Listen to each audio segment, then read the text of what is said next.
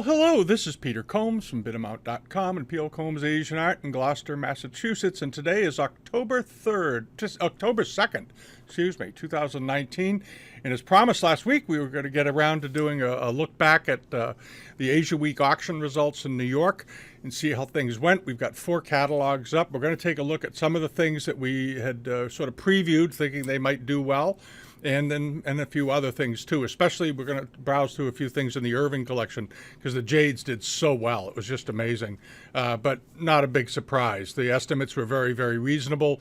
The quality was good. The provenance was amazing, and that's the way life goes. All right, but we're going to start with the Christie's Important Chinese Ceramics and Works of Art sale. This was held on September 13th. It's some great things in it, and one of the things that we looked at last time around was the pair of ribbed bronzes right here. These were really something, Westeren Zhou Bronzes, and we thought they were awfully nice. They had good provenance. They came from the Ashkenazi collection. At one point, he handled them. They were in the Chu collection before that, and so on and so forth. And they had a very big estimate, $500,000 to $700,000. Not crazy, but it was up there. And they ended up selling for $495,000, which means the hammer price was probably down around $400,000 or so. So the estimate was strong, but the reserve was reasonable. So they got them sold, and that's not a bad strategy. There is still a tendency today for people to put or try to get the auction houses to drop very big estimates on things, and that can be a bad strategy at times. And then we get over here to 844, lot 844. This was the large modeled dark green jade bowl, Buddha symbols on it, Qianlong period, beautifully done. And this is one of those pieces that there are not a lot of comps around. There's not a lot of other examples that have turned up in auctions. So getting an estimate on it isn't always easy. This was also sold by Ashkenazi back in the early 90s. And just an elegant example, it had a $200,000 to $300,000 estimate, and it did pretty well. It brought $237,000. I think it was probably worth more, but you know, if you go to look it up, people don't get terribly brave on six-figure auction items if they can't find a comp, because they're not sure really what the value should be, and sometimes it keeps the price down. But at any rate, that was a nice thing, just an elegant bowl. And then over here to this great Hanwha Li recessed leg table, a 17th century table, late Ming probably, beautifully done. This was sold back in the about 15 years ago by Grace Wu Bruce. Just a beautiful piece, very simple, very elegant, beautiful wood color. The wood color on this was really nice. There you go, you get a good look at it. Even graining, nice and clean all the way through. Good details, nice proportions, and all that business. And it ended up doing pretty well. It went over its high estimate by almost $100,000 and sold for $399,000. But it was a heck of a thing. A couple of the other tables didn't sell, so the market is still, as I've said before, getting, it's very selective these days. So you really want to pay attention, okay? And then we get over here. This was the Robert and Beatrice Mayer, the Qianlong Marken period tea dust vase with that very nice soft color. And the thing that this really had going for it, well, the shape was great, the color was great, and the size was stunning. It was 21 inches tall. Most tea dust glazed vases are not that big. They tend to be sort of in the 8 to 13 inch range. They don't, so a few get a little bigger, 15 inches, 14 inches, but over 20 inches is really unusual. And this did fine. It brought $275,000, or roughly a little over 4 times its high estimate of $80,000. But what a beautiful piece of porcelain that was. Beautifully done, and a very good impressed mark on the base on top of it. So it was a good example, nice and clean. And then over here to, I'm typing in the numbers to the page numbers so we can get to them there. This was that pair of Republic vases that we had submitted to us by someone. He picked them up, and wanted to know what our thoughts were, and we told him they were probably worth $30,000 or $40,000. And I encouraged him to get a hold of Mike Bass at Christie's, which he did. And I figured Mike had put them in a sale some point. I didn't know when he'd do it, but here they are. And they were lovely. And they ended up selling for $43,000. So they hammered out at around $34,000, $35,000, somewhere in there. But very nice pair of vases. They really were. And these are Republic period. Okay, and that wraps up that catalog. Now let's hop over here to this one. This is the Art Institute of Chicago's sale. A lot of Chinese porcelain in this. The Institute was clearing out some closets, I guess, and they called Christie's and said, "Can you help us out on this?" And they said, "You bet." So we'll take a look at a few of the things in here. There's some good examples. A lot of the stuff went sort of in the the $5,000 to $25,000 range, but there were a few things that did really well. This was one of the faux jars that we looked at. I thought it was a wonderful jar, beautifully done, 14 inches tall, and as you can see, I don't know if you can see it, it had a very reasonable estimate, $8,000 to $12,000, which I think was very good, very good low estimate to encourage competition, and it ended up selling for $43,000. But it was a beautiful example, very complicated thing to make, incredibly complicated thing to make actually. And there were a number of examples. I think they probably all came from the same donor, and they all did pretty well across the board. This one I think brought the most, but they all more than met their estimates. All right, and then we get over to this, was that really unusual Taipei Zun Kangx Water Pot. They called it peach bloom. I guess it is technically, but the color was very pink to me. It was a wonderful color. And it ended up doing just fine. It brought $125,000 against an estimate of $80,000 to $120,000. So they were very accurate on the estimate for this. These peach bloom pieces have been all over the road lately. You remember a few months ago there was a sale of one that was estimated at, I think, $40,000 to $60,000, ended up bringing $500,000. So they're not always that easy to estimate. All right, and then we get over here to this that dragon Changchuping vase. This one with the Qianlong mark. This was a beautiful thing. This was a really, really beautiful thing. Great quality of decoration. The dragon was meticulously done, and all that. It had good provenance. A lot of the stuff. The museum had a lot of early donors when it was first formed after the exhibition in the 1800s, and they built up a very fine art. This was sort of a combination art school and museum over time. Here you can see the original owners. There's a photograph of him, which I think is pretty cool, taken with Claude Monet in his garden at Giverny. So anyway, he owned this jar, and it ended up selling for $519,000. All right, so it went over its high estimate by about $20,000, but just a great thing.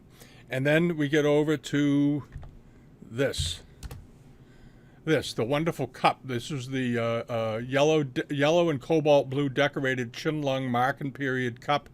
Had splendid color. The thing that this really had going is that greenish yellow and meticulously painted inside. Just beautiful, beautiful inside paint decoration around this rim. And the slightly rolled, thicker lip here on the bowl. And then these lovely heaped and piled flowers, sort of in the Ming style. But the coloration of this bowl was just wonderful. And it ended up doing great. It ended up bringing $375,000, more than doubled its high estimate. And not a big surprise. I thought the estimate on this thing seemed pretty reasonable, but what a great thing. God. And these don't turn up all that often, so it's sort of a rare thing. Now, we're going to hop over to Sotheby's important Chinese art. Here it is. Okay, and this also had some great things in it. This was a wonderful sale, and of course on the cover is the Tang Ying screen that sold and did pretty well. I think it was sort of a good buy. It didn't go crazy, and I don't understand that because you think it would, but it did fine in the end. But it didn't. I thought it might have brought a lot more. This did really well. This was that beautiful copper red underglaze blue water pot. Kangx Marken period. Here it is. The quality of this, as I said last time, just seems stupendous to me. Really, really well done. The red, underglaze red, as many of you know, is hard to work with. It tends to turn green, it tends to burn, it tends to do all kinds of crazy things. This came out beautifully even, and it was meticulously painted. Had an estimate of $200,000 to $300,000, and it sold for $836,000, which is quite a price, but it's quite a thing. If you remember what this one looks like in the future, as other ones come up, you can see how they can really vary. But this was a particularly fine one, that's for sure. Really nice. And then over here to this. This was that very cool Immortals Vase that was of good size. It was 16 inches tall, but a very unusual vase, really unusual. And it came from the collection of a John Bonham, who was an old donor of the museums. There's a good write-up on it in here, but the quality of the decoration on this, the facial expressions were just fantastic. Just a beautiful, beautiful vase, and everybody loved it. They absolutely loved this vase. It was estimated at $200,000 to $300,000. It blew that away and went for $1.4 million. But just a few weeks ago, I said it looks like an awfully good vase to me, and apparently people thought it was a really good vase. I didn't think it would bring quite that, but these things cannot be always, predicted. So that's the way that goes. And then over here, this was part of the collection of monochromes that were bought from a lot of them from the Chait galleries over the years. And you have this Daoguan Clair de Lune impressed decorated with Buddhist symbols and all that business, brush washer. Just a beautiful example. And it ended up doing fine. It brought $75,000. It went over its high estimate by half. Again, the high estimate was 50, and there were a number of good examples, good monochromes in here. They all did very, very well. They all did really well. So there you have it. And then over to the wooden screens. I thought these were sort of a bargain, given their history, provenance. We found the old auction catalog that they'd been through and all that business, and back 100 years ago. And there was these beautifully inscribed Qianlong screens with fantastic little cast bronzes. There were a pair of them. They were estimated at $250,000 to $350,000, and they sold right in the mid-range. They sold for $300,000, and I kind of thought those might have brought over $500,000. I thought they were awfully nice. They're very rare. And again, that may be why they didn't bring more. Who knows? But again, when you have something that's very rare, finding out what other ones like them are worth and what they might sell for can be a very difficult task. But whoever got them, those are great. Those are wonderful. And these I thought were just a great buy. These things are sort of out of fashion right now for some silly reason. This was the large pair of Northern Way statues. They were 25 inches tall each. Beautifully done. Great, great quality. Loved the facial expressions. I loved the way they did the robes. They're a nice pair. Right, and the feet were all in good shape and everything else. And they were estimated at $50,000 to $70,000, and the pair, including buyer's premium, was $43,000. So $20,000 each for them, and I think that was a great buy. I think somebody got something really great, very old, obviously, and didn't pay too much. All right. And then hop over here, the Metropolitan Museum of Art sale. This was the Florence and Herbert Irving collection. They had, as you may recall, months ago, Sotheby's had the two-part sale of their things, and that was only the tip of the iceberg. They sold off some things, and then they left over 1,000 or 1,100 or 1,200 items from their collection to the Metropolitan Museum, where they had a lot of involvement over the years. They were very generous benefactors. They lived literally across the street from the Met. They were familiar faces there, and I didn't know them, but I guess they were really nice people, and obviously. And they left them this collection, and they told them if there's some things in here you don't want or need, sell them and raise some money to broaden the museum's collection. And the museum said, fine, we will. And that's fine. I have no problem with museums doing that. They know better than most what they need and what they don't need. And we'll get over here. And this was one of the things that did really, really well, was this Jade Boulder, or peach and pomegranate group, rather. Excuse me, the Boulder's coming up in a minute. And it was estimated at $20,000 to $30,000, and it ended up selling for $187,000. All right, it's a really fine piece of jade. I think they purposely made the estimates pretty reasonable on a lot of the Irving stuff to encourage it. I don't think you need much encouragement to buy something that nice on this absolutely great stand. God. And it ended up, as I said, doing great, $187,000. And then we hop over here to the Boulder. I think this is the Boulder. Yeah, there it is. This Russet, Quayle, and Millet Boulder. This was unbelievably well carved. It was about 6 inches in size, had $150,000 to $250,000 estimate, which seems pretty reasonable for that. The quality of the carving on the front and back was just great. Very deep carving, very nicely done, fine surface details. They got all the feathers on the quail and all that business, and this beautiful incise clouds swirling around the top. And the carver did a great job incorporating the russet in, as coloring into the drawing. And he did it here. He managed to get the russet colors onto the wings of the birds and around their faces and so forth. Just terrific. And here's another shot of it up close, so you can get a real sense of the quality of the carving of this thing. And in the end, it did great. It ended up selling for $800,000, which was way above its high estimate of $250,000, so 3 times its high estimate. But I think the estimate was purposely kept very reasonable because the museum wants to raise the money, and the provenance I think they assumed would drive the price, and it did. So there you go. All right. And then over here, this was one of the sort of a surprise. It ended up selling for 10 times its high estimate, over that actually. But it was a very, very fine apple green jadeite screen, Qing Dynasty, Qianlong period, but very good color. The color of this screen was just amazing. And when you got in, if you took the time to look at it, the amount of detail in this screen is almost inconceivable. Here you have they did the waves 3-dimensionally. There are boats on them. All the stones are carved into the wall around the palace, the towers.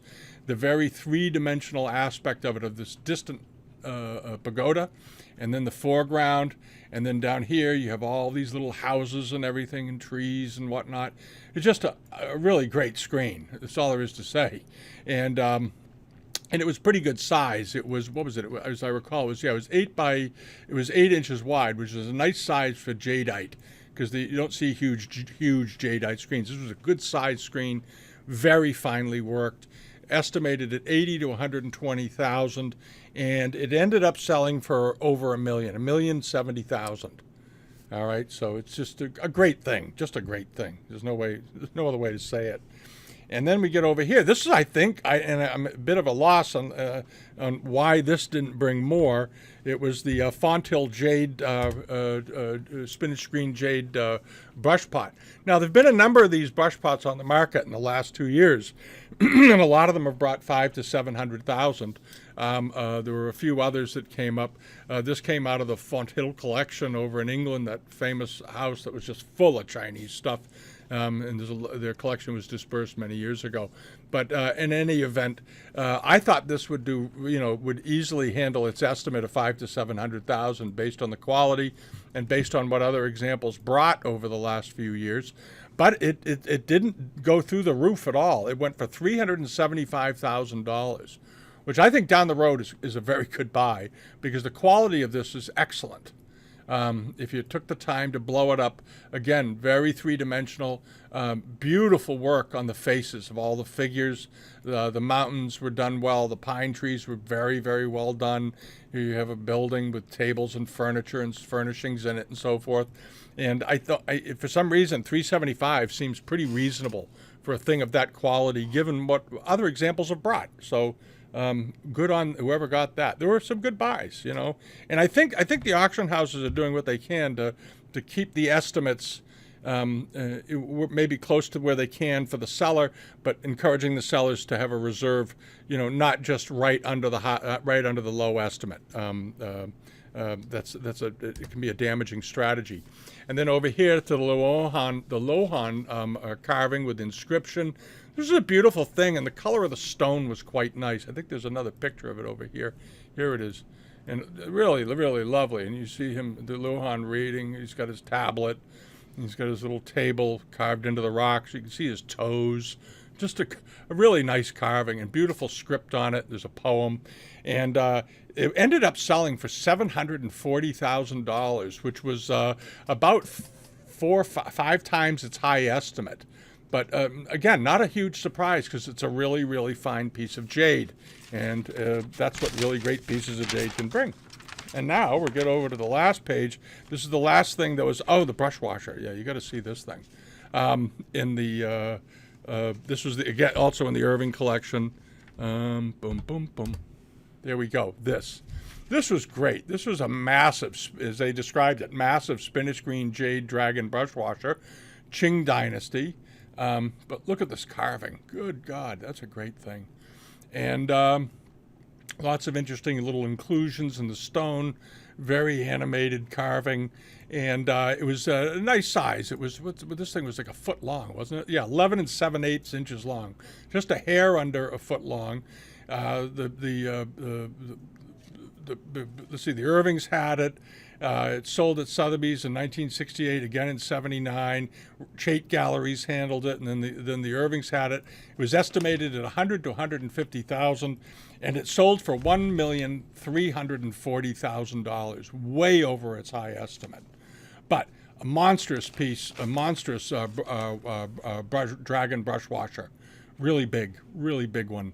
Foot long. Most of these are, as many of you know, 3, 4, 5 inches. This was a whopper, and probably very heavy on top of it. But what a thing to own, anyway. So those were all the jades. Well, not all the jades. There were a lot of jades in the Irving sale. I think that sale was probably 95% sold. The things did really, really well. If you're a jade fan and you haven't gotten this catalog yet, you secure yourself a copy. Because some good examples in here, and you wish you had it down the road. It's always be on the website though, over at Bidamount. It'll always be on the in the reference section. So if you want to go back and browse it, anytime, feel free. Alrighty, and that's it for the 4 sales that I was most interested in. And we'll get a video out in a few days on the upcoming sales over in Hong Kong. There's some absolutely stupendous porcelains turning up over there. And we put on the site last week.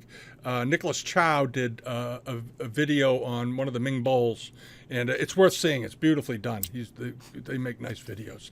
All right, it was the value that put that video out. Okay, if you haven't subscribed yet, please do. If you don't get the Bidamount newsletter each week and get notifications of the updates of the site, come over to Bidamount, subscribe here, leave a comment. Have a great week. We'll see you on Friday. Bye-bye.